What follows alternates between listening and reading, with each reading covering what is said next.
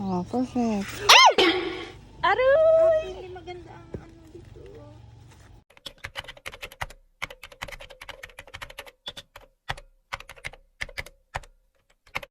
Hello everyone! For today's mini vlog, mag-share kami ng kaunting tips kung paano at kailan namin dinidiligan ang aming mga alagang aglaw.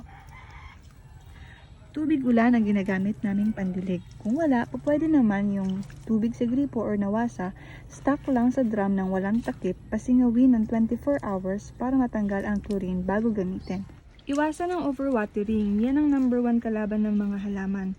Kay aglonema, kapag na-overwater natin yan, di naman yan agad-agad mamamatay.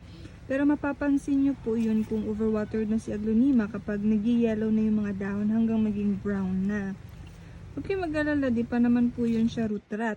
Ang kailangan nyo lang pong gawin is patuyuin nyo po ang soil mixture niya.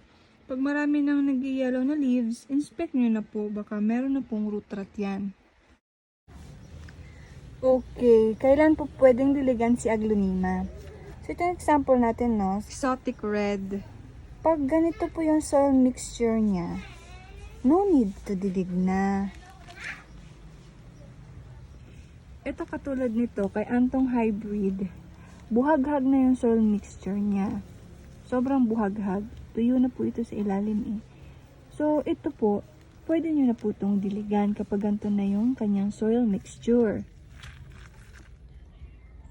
Actually, natotolerate naman po nila kapag natutuyuan na sila eh. Pero mas nag-strive pa rin po sila kapag moist yung lupa. Pero para safe po tayong lahat, no? Hayaan na lang po natin matuyo yung top 2 to 3 inches ng soil mixture bago po natin sila diligan.